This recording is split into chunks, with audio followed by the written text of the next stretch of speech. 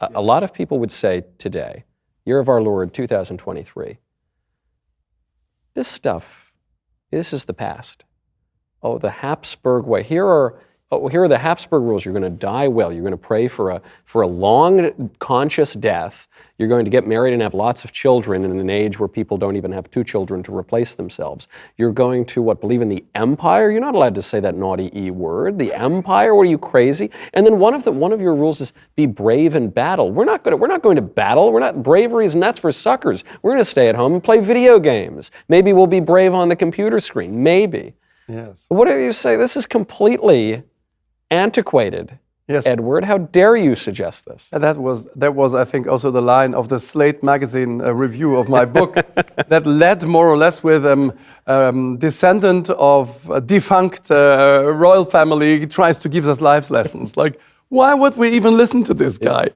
Yes, you're right. But I'm only saying things that have been right for several 10,000 years. You are saying things that have been right since about 5 years. And have they been so right? I don't know. How's that working out? What I'm just saying is, you're courageous to go with that. If this was the human reality, it's like what I say to atheists. I say, you're very courageous because you stand against nearly the entire human history. Back 30,000 years before Christ, in cave paintings, they were all transcendent. They believed in an afterlife. Nearly every human being believed in an afterlife and in life after death. You're very courageous if you're an atheist. I do wonder about just a little bit of epistemic humility. You know, these people who, very modern, and they say, no, we've figured it out.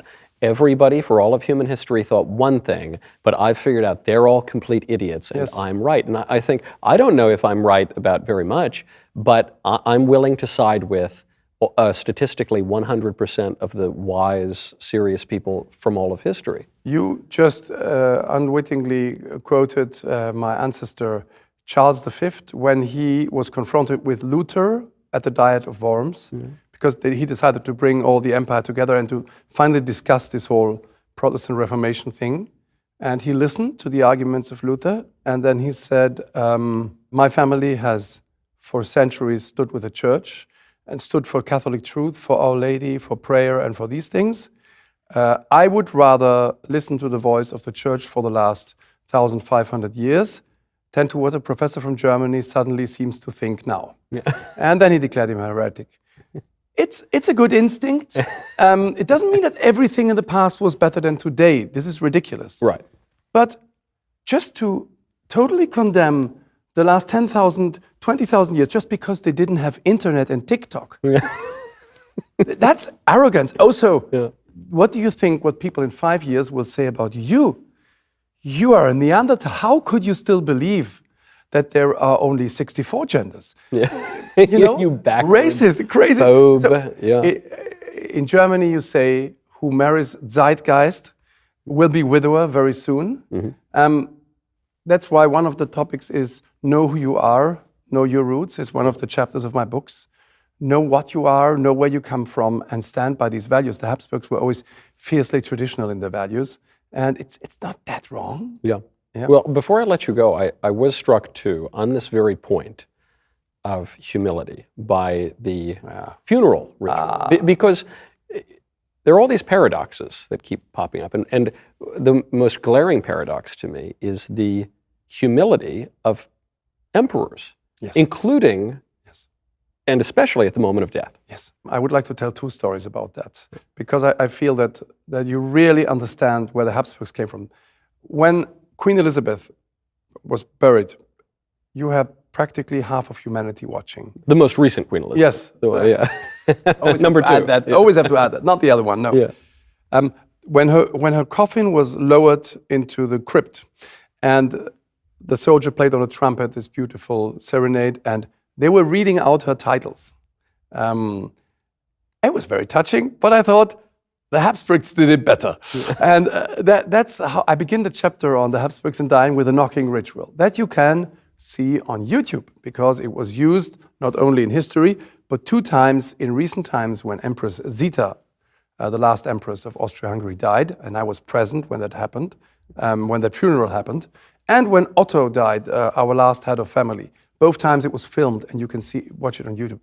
It's fantastic. And it, in a nutshell, explains the attitude of the Habsburg emperors about humility. So the coffin gets carried through the streets of Vienna, and you come to the Neue Markt, and you have the Capuchin church and the entrance to the crypt. It's a door, big door.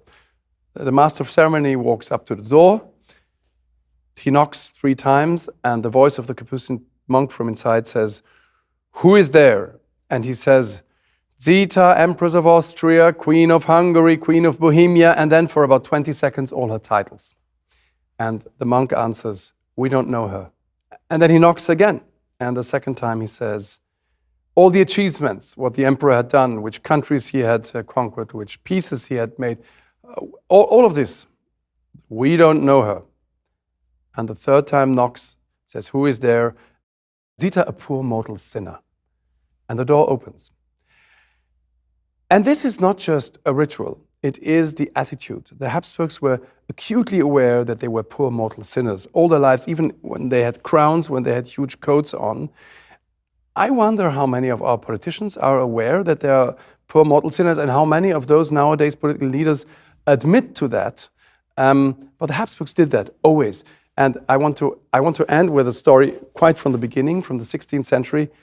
One of my favorite members of the family is Maximilian I, the Last Knight, one of the most grandiose and dashing members of our family, who won the most beautiful princess in the world and the richest, and fought battles. He was magnificent. When he died, he gave 3 testament orders for after his death that for me speak volumes. The first was, he ordered his corpse to be shorn, his head shorn, teeth broken out, and flayed like our Christ at the scourging, and then exposed like that on the bier before being. And he had portraits done of his face like that, and sent to all ends of the empire to show that the emperor is a poor mortal sinner. Grandiose, wonderful. It's alien to us now, but wow, what a gesture! There was always a teaching side of this. Learn about this. The second gesture, I've seen it with my own eyes. He ordered that his most beautiful coat, his most beautiful armor, was to be put up in kneeling position in a chapel of the church in Innsbruck, in front of the Blessed Sacrament, with folded hands. The armor, the empty armor, for all eternity. And if you go to Innsbruck and you come into the church and there is a right-hand side chapel, you will find this armor kneeling in front of the Blessed Sacrament. Now, of course, Maximilian knew that armors can't pray, but it was a sermon. It was a visible image that would teach people how important it is to pray and how important is Eucharistic devotion, but with a grandiose gesture, yeah? And the third thing, and I've also seen that in Wiener Neustadt, where he was buried, he didn't have a huge funeral monument, but when you go into the church, you will find the steps leading up to the high altar in that church from the 16th century. And the third step has just the word Maximilian on it. And that's where his coffin has been pushed in. And that's where his body lies, under the main altar, so that the priest would say Mass above his heart, above his chest, praying for him. Every time a priest would say Mass there, he would pray for him.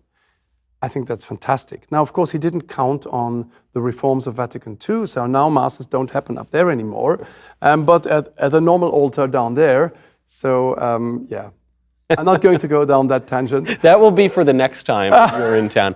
Because, Edward, I'll tell you, reading the book and hearing these stories, it's very easy to think, wow, that old way of life, that seems so foreign, that seems so distant. And we live in this new way of life now. But then the question we have to ask ourselves, looking around, dying civilization, everybody crazier than they've ever been, high rates of depression, anxiety, life expectancy decreasing, things aren't working out very well. And you think, well, maybe that old way of life has something to recommend it. Yes. And maybe we ought to reacquaint ourselves with that, which you can do in the Habsburg way by Archduke Edward Habsburg. Get the book now, read it, and then, most importantly, put it into practice. Edward, thank you for being here. Thank you, Michael. That was a great talk.